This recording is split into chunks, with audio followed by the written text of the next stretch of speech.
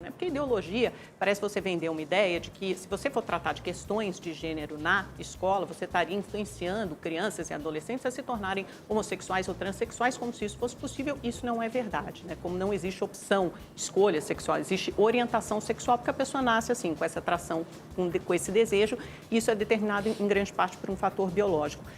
Eu também gostaria de acrescentar o que o professor falou sobre a ação direta de inconstitucionalidade do PSOL. Ele chama a atenção para a ausência do termo gênero no Plano Nacional de Educação, para dizer também que deveria haver um combate ao preconceito, à discriminação, ao bullying por questões de gênero, orientação sexual e identidade de gênero nas escolas.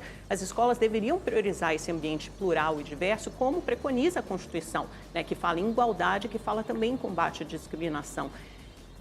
O senhor não acha, professor, que esse combate ao bullying, à discriminação, à violência tem que ser ensinada às crianças e aos adolescentes no âmbito escolar? Não é importante passar essa mensagem, professores, diretores, educadores? Muito bem, então vamos aqui, voltando um pouquinho que você falou, né, sobre a questão da identidade de gênero ou ideologia de gênero ou teoria de gênero, só para a gente conceituar e, claro, conceituar seguindo aquelas que, inclusive, falam favoráveis a gênero.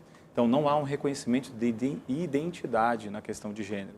Judith Butler, no seu livro Problema de Gênero, ela mesma menciona, ela advoga pela superação de uma identidade, de um sistema patriarcal, opressor, que fala de identidade, essencialismo, coisas assim que ela vai tratar na sua obra. Então, o que quer dizer isso aqui na prática para quem quer entender? Olha, eu não estou defendendo uma pessoa, eu falo que não tem algo definido, não existe. Então, que o fator cultural é aquilo que impera. Então, não há... Mas essa é a visão da Judith Butler, né? Que é uma filósofa, é uma pensadora, não, mas a psiquiatria já encara o fator biológico presente em crianças com 4, 5 anos de idade, que às vezes se olham no espelho e não se reconhecem com o seu sexo biológico. Aí a gente tem que ver o seguinte, quando a gente está falando de bebezinhos, não tem questão cultural no bebezinho. O bebezinho está ali, existem vários estudos sobre isso, você nota que o bebê não foi colocado para ele, age, tem um comportamento deste modo.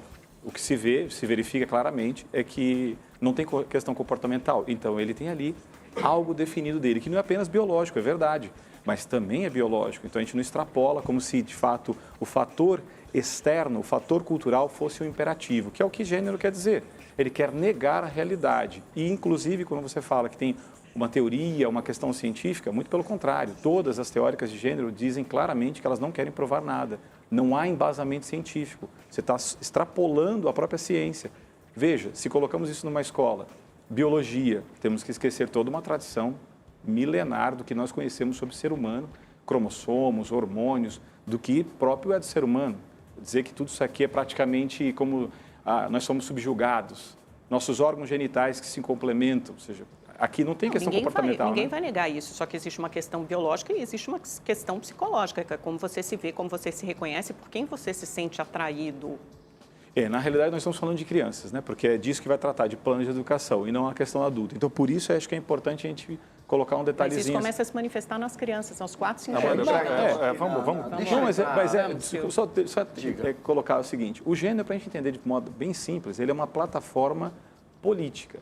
Se ele não tivesse esses grupos fundamentalistas que não têm embasamento, são anticientíficos, se eles não tivessem essa força de lobby em todos os lugares, isso daqui seria algo assim relegado, esquecido, porque a medicina, a psicologia, como nós podemos ver também, tem digamos assim, uma visão sobre isso muito diferente. Então há uma imposição de uma plataforma de poder desconhecida. Se vende uma coisa, mas sua intenção é bem diferente. Eu discordo. Deixa eu entrar aqui um pouco no debate e chamar a Maria Elisa para conversar com a gente. Tem uma tentação em chamar de doutora, embora a senhora tenha dito que não, mas eu acho que todo mundo que trata da gente, que cuida da nossa cabeça, a senhora é psicóloga, sim, deveria ser chamada assim, respeitosamente. Fique à vontade. Existe uma idade em que a gente pode determinar assim, olha, a partir de certa idade, a criança realmente sabe o que quer, o que não quer, para onde vai. Vamos sair um pouco da questão da biologia, vamos partir um pouco para o comportamental. Eu queria ouvi-la nesse sentido. Sim. Silvio, eu acho que o mais importante, a princípio, é a gente entender que o ser humano ele é formado em 3 dimensões.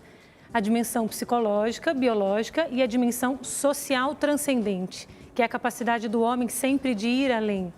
Então, a gente precisa entender que nessa primeira infância existe todo um progresso biológico, psicológico, né, e o social. Então, a criança, desde muito pequena, ela vai crescendo e nessa primeira infância, até os 7 anos de idade, a criança ela não se volta para as questões da sexualidade em si, até porque ela não tem uma maturidade emocional e cognitiva para isso, né? Então, a criança ela é aquilo que você planta. Então, se ela é uma criança que recebe afeto, provavelmente ela é uma criança, então, que vai retribuir afeto, né? Se ela é uma criança criada num ambiente hostil, ela é uma criança, então, que tem essa tendência natural. Então, a gente precisa entender que existe um progresso, que não é assim, do nada, né? De repente. Então, tem esse caminhar, esse tempo que exige, né? Para esse desenvolvimento, então, emocional, cognitivo da criança, para que, então, lá na frente, por volta dos 8, 9 anos, é quando a criança começa a despertar para as questões da sexualidade em si. Porque até então, isso para ela só está sendo criança, né? Ela está conhecendo o mundo ao redor, ela está conhecendo aquilo que cerceia a sua realidade. Então, ali ela não se volta ainda para as questões da sexualidade em si. Então, seria até, digamos, errado pensar que uma criança de 2 anos de idade, por aí, teria a capacidade de decidir, né, se isso ou se aquilo, uma vez que isso não é a prioridade na vida dela naquele momento, em questões de desenvolvimento, tá bom? Psicológicos, biológicos e sociais. Aí, sobre o que a Amanda falou um pouquinho, eu fui ensinado desde muito pequeno a respeitar e ser respeitado. Nunca dividiram para mim a humanidade, né, entre homens e mulheres, negros, brancos, amarelos, vermelhos, homossexuais, heterossexuais. Respeitar. Então, quando você fala de bullying, de discriminação, por que não ensinamos apenas a respeitar o ser humano? Eu gosto muito do Alexandre Garcia, quando ele diz que chega a um hotel, por exemplo, e joga lá um formulário para ele preencher e tem lá gênero. Ele escreve humano, com letras garrafais, com letras desse tamanho. Aí eu vou perguntar para a Amanda, ela pergunta e responde.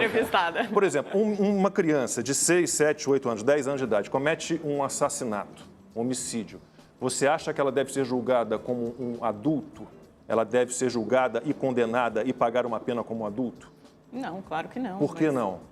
Porque ela não tem nem essa capacidade de discernimento, mas eu não acho... Mas uma criança de 6, 7, 8, 9 anos, ela tem capacidade de discernimento para decidir que ela quer trocar de sexo? Não, mas ninguém está falando isso, Lacombe, pelo amor de Deus, não é isso. Olha, eu conversei longamente com Alexandre Sadek, que é psiquiatra e coordenador do Ambulatório de Identidade de Gênero e Orientação Sexual do HC da USP. É uma das maiores autoridades nesse tema do país. E ele me explicou que aos 3, 4 anos, é a idade que você começa a ter consciência do mundo, são as suas memórias mais antigas, recônditas, normalmente remontam a essa idade. E você já começa, a partir dessa idade, a enxergar também a sua orientação. Tem crianças, como é que você explica as crianças transgêneros?